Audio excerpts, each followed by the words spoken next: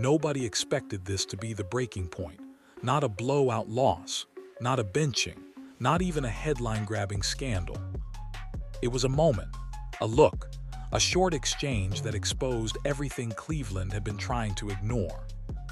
Because when the Browns needed answers most, when the season tightened and pressure peaked, the offense didn't collapse all at once. It fractured, quietly, piece by piece, and right at the center of it was a young quarterback trying to survive in a system that wasn't built to protect him, and a receiver paid like a star who wasn't delivering like one. This isn't a story about one bad game or one heated exchange. It's about expectations crashing into reality. A $40 million receiver labeled as a WR1. A rookie quarterback forced to play survival football. An offensive line that couldn't hold. And a front office that finally had to admit something wasn't working. Because here's the uncomfortable truth. When the Browns needed reliability, they didn't turn to the biggest name on the roster. They didn't look toward reputation or contract value. They looked elsewhere, toward consistency, toward trust, toward a rookie nobody circled in bold ink before the season started. And that single shift changed everything. Suddenly, the narrative wasn't about development taking time or chemistry needing patience. It became about accountability, about who actually shows up when the margin for error disappears, about why a rookie tight end with no hype was outperforming a veteran expected to lead the room, and why a young quarterback, still learning the speed of the league, was visibly carrying frustration that had been building for weeks. This moment forced Cleveland to confront a deeper problem. Not talent, not effort in flashes, but structure, philosophy, a long-standing habit of paying for upside while hopping production follows. Now the Browns are standing at a crossroads. One path leads to another reset, another wasted timeline, another quarterback blamed for damage he didn't create. The other leads to a full correction, a rebuild not of faces but of priorities. And the question is whether this offense struggled. The real question is whether Cleveland finally understands why. Because what happened next didn't just reshape the depth chart. It rewrote the direction of the franchise, backslash. The plan was supposed to be simple. Pay for experience, buy proven talent, give a young quarterback a security blanket, and let the offense stabilize naturally. That's why the Jerry Jeudy deal mattered so much. A contract that size doesn't just signal confidence. It sets hierarchy. It tells the locker room who the offense is supposed to run through, who gets the benefit of the doubt when things get messy, who's expected to be the answer when the margin disappears. But as the season dragged on and situations tightened, the gap between expectation and reality kept widening. The production never matched the price tag. The impact never matched the label, and most importantly, the reliability never matched the moment. When defenses pressed tighter, when windows shrank, when timing mattered most, the offense didn't lean on its highest-paid receiver. It couldn't. Instead, drives stalled, opportunities slipped away, and frustration started to show in places Cleveland couldn't hide anymore. This wasn't about one dropped pass or one missed route.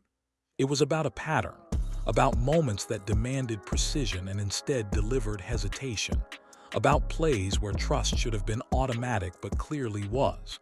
When a receiver is paid to be the focal point, the quarterback shouldn't be thinking twice.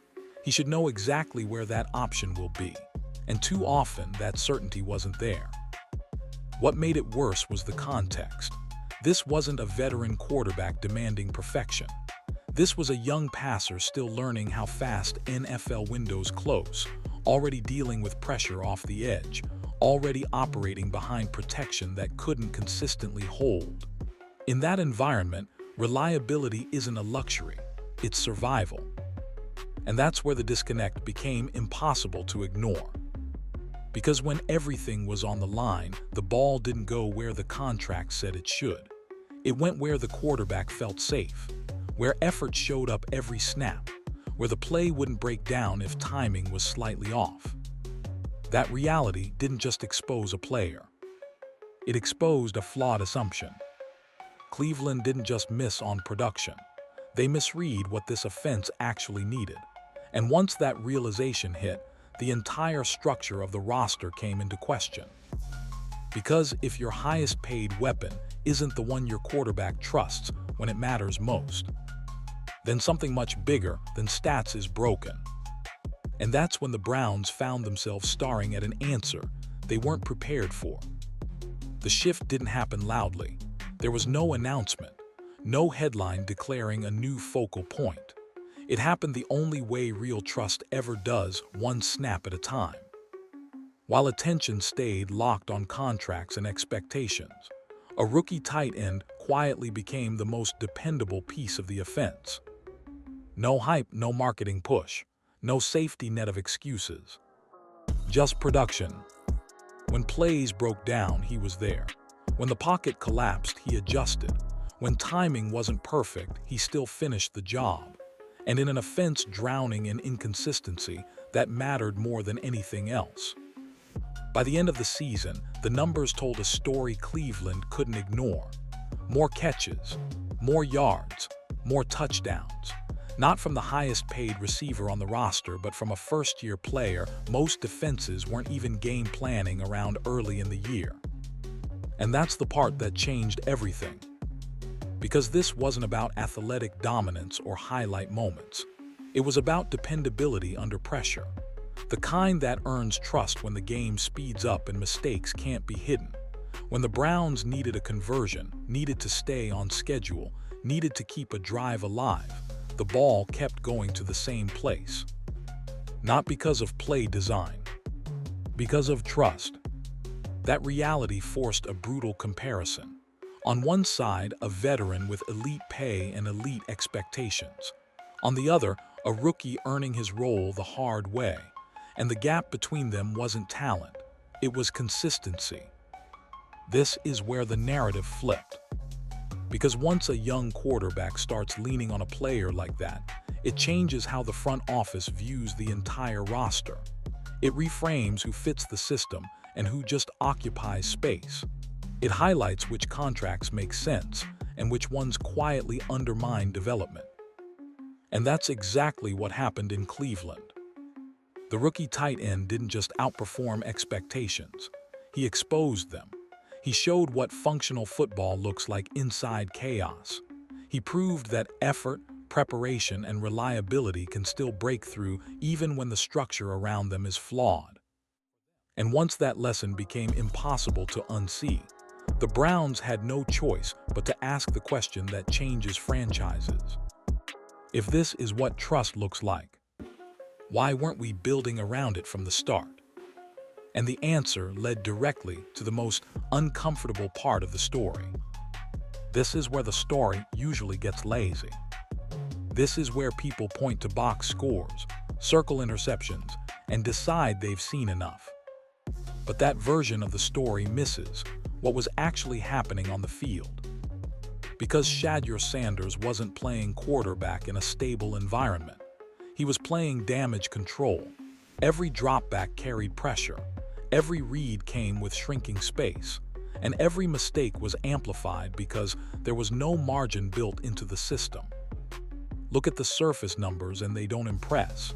Over his final stretch, the touchdowns weren't flashy. The interceptions jump off the page, and critics latched onto that immediately. But context matters, especially for a young quarterback thrown into chaos. Most of those turnovers didn't come from recklessness.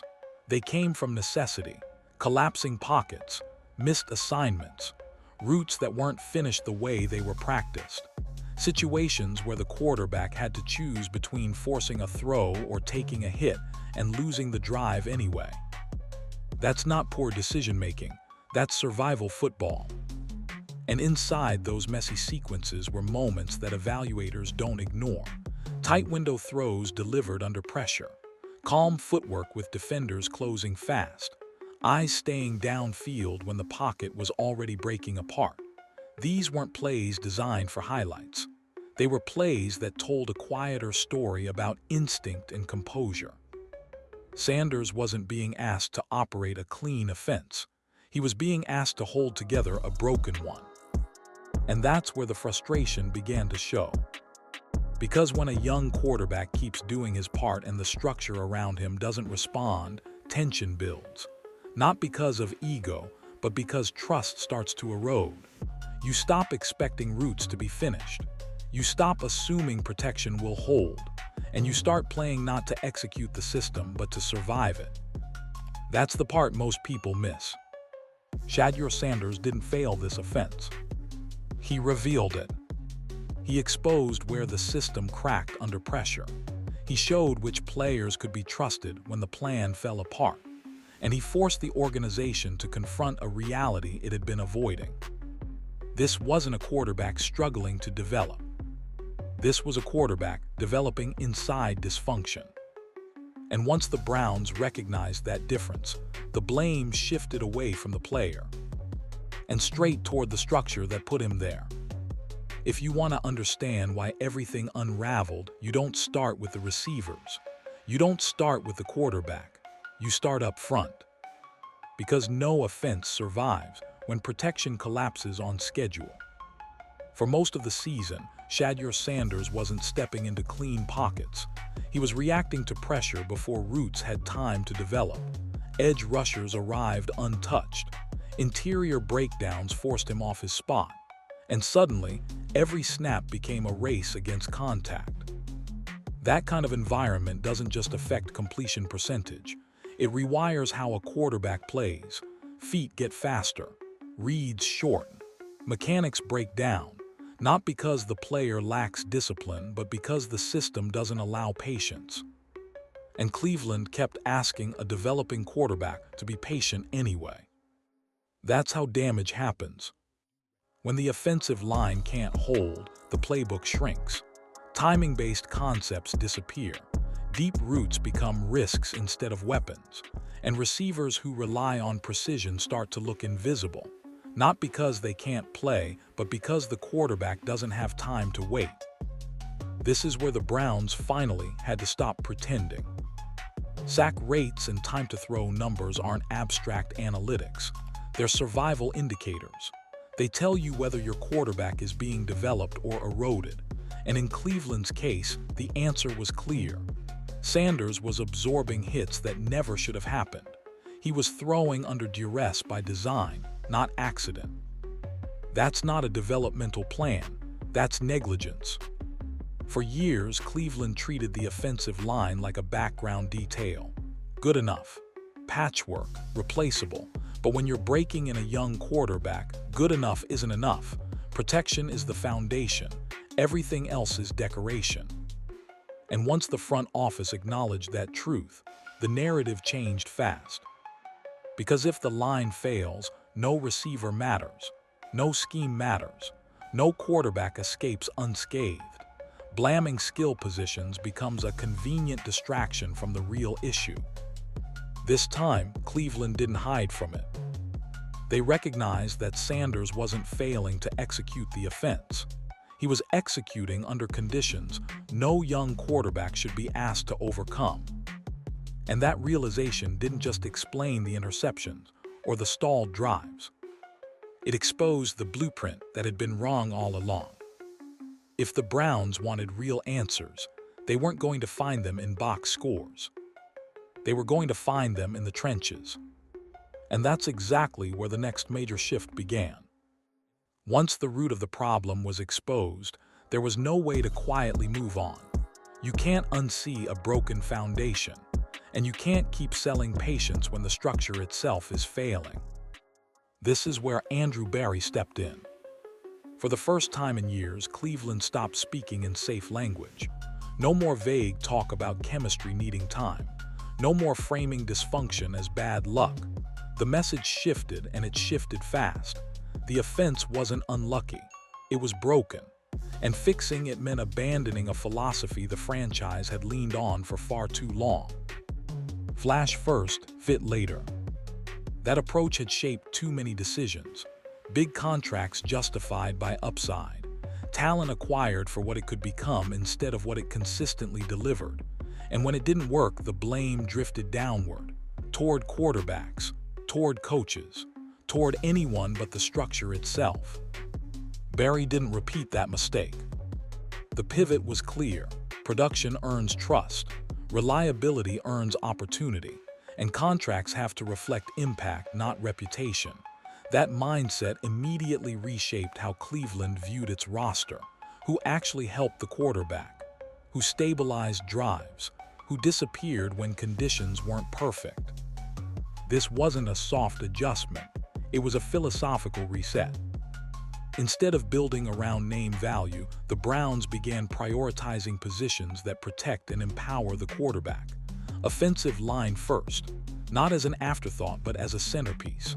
Guards who anchor, tackles who hold the edge, a center who commands protection calls and keeps chaos from spreading. Because Barry understands something too many teams ignore. If your quarterback is constantly under siege, everything else becomes cosmetic. And the shift didn't stop there.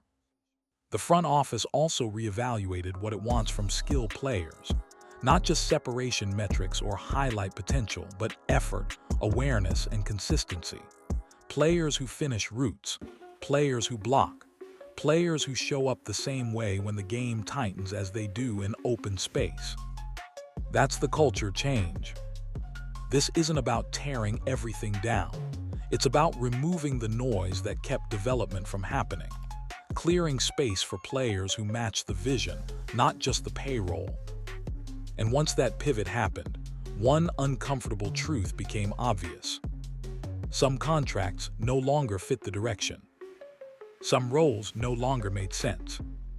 And one mistake from the past loomed over every decision still to come. Hovering over every move Cleveland makes now is a reminder they can't escape, a warning etched into the salary cap and the recent past. They've been here before.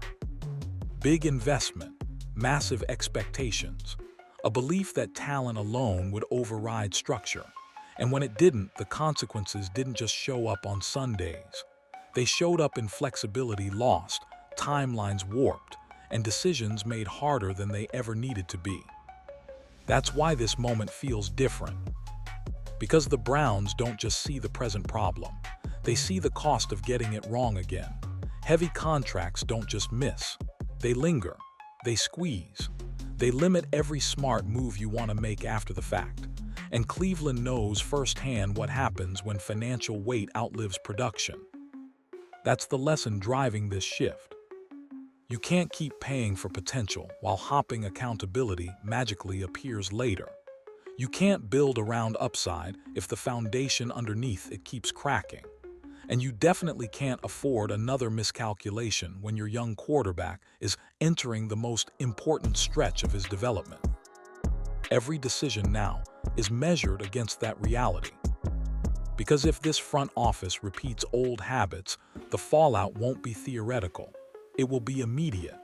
Miss again on protection and Sanders takes the hits. Miss again on reliability and frustration returns. Miss again on evaluation and the cycle restarts. That's the trap Cleveland is desperate to avoid. This is why the tone has changed, why there's less spin and more clarity, why mistakes are being named instead of buried. The Browns aren't chasing redemption stories anymore. They're chasing stability. And stability doesn't come from stars. It comes from systems that hold when pressure arrives. That's what separates contenders from cautionary tailies. And Cleveland knows which side of that line it's been on for far too long. Which brings everything to a deadline they can't push back. Because patience only works when progress is real. And next season isn't just another year. It's a verdict. Everything the Browns have acknowledged, everything they're trying to fix, everything they're promising to change. It all comes due at once. And at the center of that moment stands a young quarterback who has already shown he can survive chaos. Now the question is whether Cleveland will finally give him something better than survival. This is where everything stops being theoretical. Because 2026 isn't a development year. It isn't a bridge season. It isn't a let's see what happens situation. It's the moment franchises either validate their direction or quietly admit they failed. For Cleveland, that clock is already ticking. By year 3, quarterbacks don't get the benefit of abstract excuses anymore. The league stops asking what they might become and starts demanding proof. Consistency, command, wins that matter. And Shedeur Sanders will enter that season with every eye watching, not just to judge him, but to judge the people who built around him. That's what makes this offseason so critical. Because if Sanders takes another snap behind unstable protection, the evaluation becomes compromised. If he's forced to lean on unreliable targets again, the narrative repeats itself. And if frustration resurfaces, it won't be framed as growing pains. It'll be framed as failure. Fair or not, that's how the league works. The front office understands this. That's why every move now carries weight beyond the depth chart. Offensive line decisions aren't just about improvement. They're about credibility. Receiver acquisitions aren't about upside. They're about trust. Every draft pick, every contract, every role assignment is part of a larger judgment that's already forming. And that judgment won't wait. Jerry Jeudy's contract reaches its final guaranteed stretch. Financial flexibility starts to loosen in some areas, but the margin for error stays razor thin. Miss here, and Cleveland isn't tweaking around the edges. They're resetting again. Another quarterback cycle, another timeline wasted, another promise broken. That's the risk. But it's also the opportunity. If the Browns get this right, if Sanders steps into 2026 protected, supported, and aligned with players who actually execute, the story changes fast. Development turns into production. Flashes turn into consistency. And Cleveland finally moves out of the endless evaluation phase it's been trapped in for decades. That's why this year isn't about hype. It's about execution. Because 2026 won't ask Cleveland what they were trying to build. It will show them exactly what they did. And the answer will be impossible to spin. So this was never really about Jerry Jeudy. He was the flashpoint, not the foundation. The moment everyone saw, not the problem that caused it. His underperformance didn't break the Browns. It revealed what had already been broken for years. A philosophy that chased names instead of stability. Contracts that spoke louder than accountability. A system that asked quarterbacks to survive chaos and then judged them for the damage. That's the cycle Cleveland has lived in, over and over again. What makes this moment different isn't that mistakes happened. It's that, for once, the organization didn't rush to explain them away. There was no full-court press to defend the indefensible, no polished narrative to smooth over the cracks. Instead, there was something rare in this building. Recognition. Recognition that paying for upside without demanding results leads nowhere. Recognition that development doesn't happen in disorder. Recognition that a young quarterback can't be the shock absorber for a broken structure forever. Shedeur Sanders didn't just expose flaws on the field. He forced the Browns to confront them off it. His frustration wasn't entitlement. It was feedback. The kind that only shows up when effort keeps meeting resistance. Now Cleveland stands in a place it hasn't been comfortable standing before. A place where excuses don't work anymore. Where the past is no longer a shield. Where every move forward either confirms growth or proves nothing was learned. Because the next chapter won't be written by press conferences. It will be written by protection schemes, by third down conversions, by whether the quarterback can step into a clean pocket and trust what he sees.